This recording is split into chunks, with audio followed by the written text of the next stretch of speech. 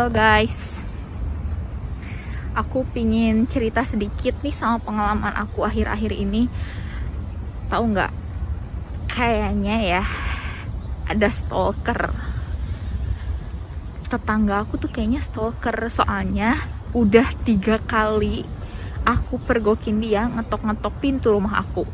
Dan tetangga sebelahku itu laki-laki, dan dia tuh pasti tahu kalau misalnya apartemen yang aku tinggalin itu semua orang yang tinggal situ semuanya sendiri, nggak mungkin sama orang lain gitu ya.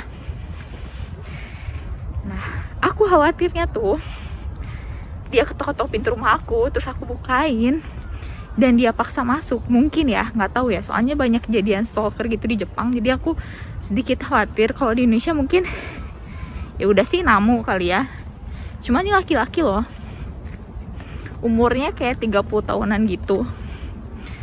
Emang aku pernah ketemu dia tuh 2 kali. Pertama waktu dia tuh datang bawa kulkas gede sama temennya. Kan susah tuh buka pintu masuk apartemen ya, karena dikunci dan harus masukin password. Nah, kebetulan aku ada di situ dan aku juga mau masuk apartemen kan. Aku bukain lah itu pintu gate apartemen. Pas aku buka, ya dia biasa aja terima kasih. Aku pikir emang dia orangnya gak masalah gitu ya, baik-baik aja. Nah, sampai ya sambil nungguin di lift ya, singkat cerita, jadi kita nungguin di lift kan, tunggu liftnya turun. Sambil nunggu itu lift, dia itu ngajak ngobrol aku gitu. Oh, dari mana gitu, dari negara mana? Oh, Indonesia ya. Ini temen aku juga, dia bukan orang Jepang, orang Cina ya. Mana gua tahu ya, soalnya mukanya kan sama ya, matanya sipit gitu ya. Nah, udah gitu aku ya biasa aja lah gitu, ke tetangga gitu ya, ke tetangga sopan-sopan biasa. Aku minta dia yang naik duluan lah, dia bawa kulkas kan gede. Udahnya baru aku nyusul. Nah, ternyata kita tuh tinggal satu lantai yang sama. Nah, jadi si orang Jepang yang laki ini umur 30 itu tuh, dia bilang, oh, nakayoku shione, katanya gitu. Kita berhubungan baik ya gitu. Ya aku sih ya aja ya, tuh aku ya terserah lah, bodo amat gitu. Nggak nyari temen juga gitu di dekat rumah. Takut juga sih sebenarnya, cuman ya nggak mau curiga, jadi ya udah lanjut aja masuk. Nah, ternyata hari berikutnya aku papasan lagi sama dia di bawah. Aku pulang kerja dan dia tanya, oh baru pulang ya, kata dia tuh. Terus gue bilang, iya baru pulang. Kenapa? Aku bilang ya baru pulang, kenapa? Terus dia ini mau makan gitu, dan macam-macam lah, singkat cerita. Masih normal di situ sampai aku pergokin dia tuh. Pertama kali dia ngetok-ngetok ke rumah cowok yang tetangga nih, ada apa sih, kataku. Aku kalau bukain takut juga ya, soalnya di koridor tuh nggak ada kamera guys. Jadi kalau misalnya aku buka dan dia masuk, pasti nggak akan ada yang bantuin, karena tetangga-tetangga tuh emang kayaknya cuek-cuek gitu deh, dan hampir nggak ada orang gitu. Jarang banget aku papasan sama mereka, takutnya lagi masalah yang masih lagi kejadian yang maksa masuk misalnya dan gak ada orang yang bantuin, kan gimana ya, takut. Jadi udah nggak aku bukain. Kedua kalinya aku nemu juga, dan itu malam ya, jam 7-an gitu, jam 7. Dan terakhir tuh yang kepergok tuh seminggu yang lalu, hari Minggu. Dia ngetok-ngetok. Nah, sekarang tuh tanggal berapa ya? Tanggal 27 ya, seminggu yang lalu. Hari Minggu kemarin tuh dia ngetok-ngetok juga nih. Ada apa? Jam 5, dan dia tuh ngetoknya lumayan lama ya, nggak sekali doang terus dia pergi, enggak. Jadi ngetok sampai 3 kali, ngetok-ngetok baru dia masuk. Pegel ya. Nah, udah kayak gitu, aku kan takut dia sendiri ya, dan dia tahu tuh aku tinggal sendiri, dan dia tuh tepat banget di samping kamar aku mikirnya positif aja. Oke lah, kalau misalnya dia orang aneh kan dia pasti bakal gangguin aku ya lewat balkon, karena emang ada balkon, jadi lewat aksesnya kamar dia tuh sebenarnya bisa ke balkon buat ngajak aku ngobrol atau ketemuan. Nah, besoknya tuh aku ngeposting di SNS di Instagram aku, di story, tentang kejadian laki-laki ini tuh kan. Dan yang mengejutkan, banyak teman-teman juga yang punya pengalaman hampir mirip sama aku, dan bahkan lebih parah. Sampai ada yang diobrak-abrik kantor kotak posnya, ada yang diuntitin, terus ada yang diantar, sampai diajak buat melakukan hal yang tidak senonoh gitu ya. Terus ada yang celana dalamnya diambil terus digantungin gitu guys. Terus ada juga yang naruh cemilan, terus udah gitu naruh kondom gitu di depan pintu kan. Gila, shock kan. Dan itu kejadiannya bukan 1-2 orang loh, itu mungkin aku hitung udah berapa ya. Terus ada laki-laki juga yang kena, yang disangka perempuan karena rambutnya panjang, jadi pantatnya tuh dipegang. Dan capek sambil jalan. Dan rata-rata tuh yang kena tuh emang pas malam, tapi yang stalker ini emang dia ke rumah. Bayangin guys, ke rumah. OMG. Dan nggak habis pikir sih, aku jadi harus lebih hati-hati kan. Emang lumayan juga sih di sini, apalagi di Osaka ya. Sebenarnya ceritanya juga sih, cerita-cerita yang kena stalker itu nggak di Osaka aja, banyak ada di Tokyo, di Okayama, di mana gitu ya. Cuman ya bikin aku shock. Selama 4 tahun aku di Jepang baru ngerasain yang kayak gini gitu, rasa khawatir. Pertama kali sih khawatir, cuman ya lama-lama dipikir-pikir ya udah sih, nggak usah diambil pusing. Toh kalau ada apa-apa tinggal telepon polisi kan. Dan aku pun nggak punya kendala misalnya ngomong dalam bahasa Jepang gitu ya, pasti aku bisa jelasin sih.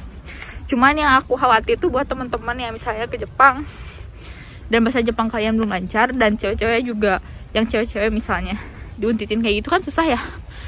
Mungkin juga mereka menyasar orang asing, mungkin disangkanya nggak bisa bahasa Jepang, jadi kalau ada apa-apa tuh mereka mikirnya, ah nih orang asing mana mungkin bisa bahasa Jepang ya. Jadi kalau lapor polisi pun ya seadanya, kali nggak bisa ngapa-ngapain juga gitu ya, nggak ngerti kan disangkanya. Nah terus aku curhat tuh ke teman. Jadi ya intinya buat kalian yang mau tinggal Jepang, hati-hati deh sama stalker. Nah terus lanjut nih ceritanya ya. Aku cerita ke temen aku yang orang Jepang. Kata temen aku yang orang Jepang, udah lapor aja polisi. Meskipun aku tahu nih 90% kemungkinannya si tetangga nih mungkin gak ngapa-ngapain, karena gak sampai melakukan hal-hal yang gak masuk akal.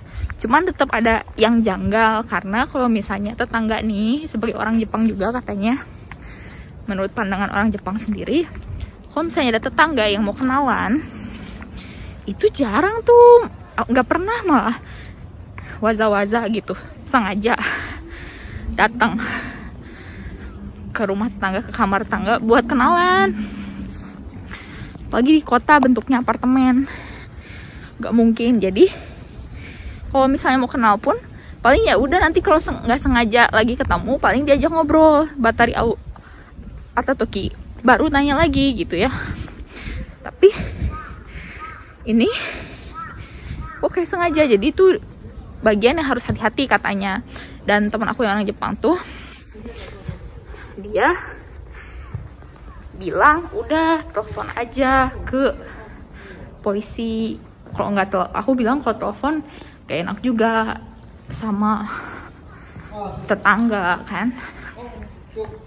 Jadi aku bilang, jadi kata dia ya udah nanti aku antar kamu ke kantor pos, ke kantor polisi, ke pos polisi buat lapor. Seenggaknya mereka tahu dan bisa patroli kondisinya kayak gini. Jadi nanti kalau kamu telepon tuh mereka udah tahu gitu bahwa ada sesuatu yang bisa ini ya, dipersiapkan gitu. Ya akhirnya aku ke kantor polisi deh cerita.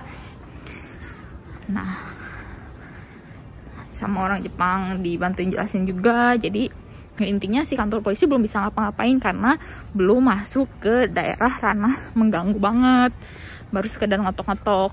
Nanti kalau misalnya tengah malam nih jam 2 ngetok-ngetok dan ngeganggu banget, baru bisa telepon polisi.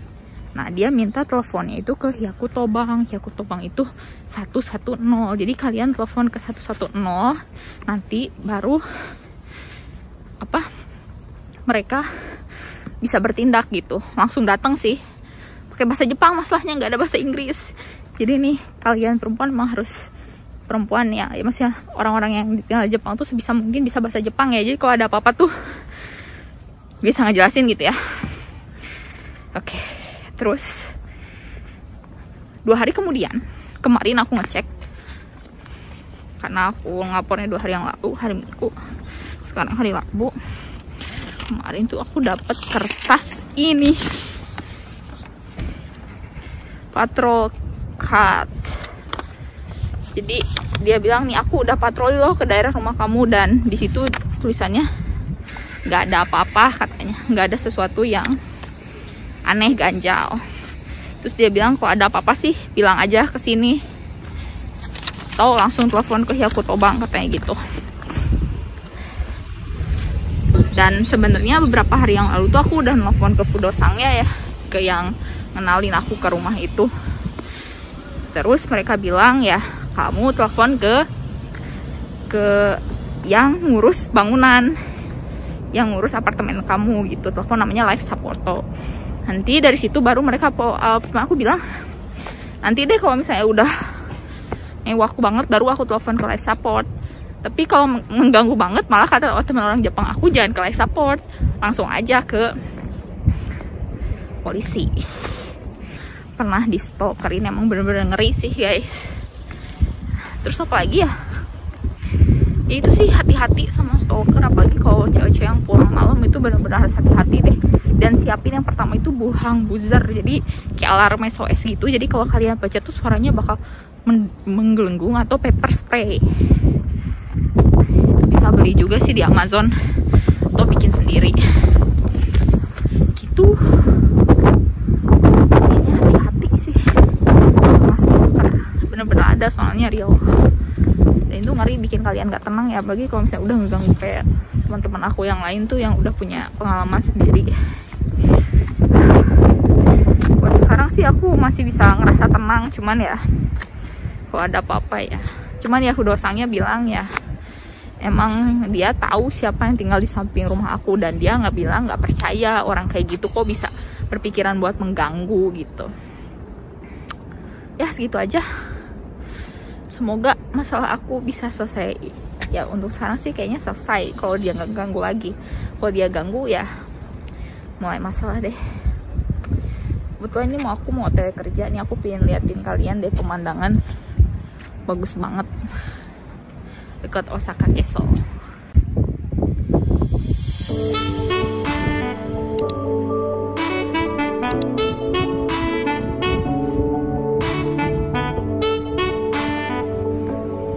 Ini ada hotelnya, hotelnya Otani. Waktu itu kan pernah tuh ada perkumpulan G50 apalah, perkumpulan negara-negara yang punya per kapita besar, GDP besar, nah termasuk Indonesia. Nah Jokowi, presiden kita yang sekarang itu, pernah nginep di hotel ini gitu.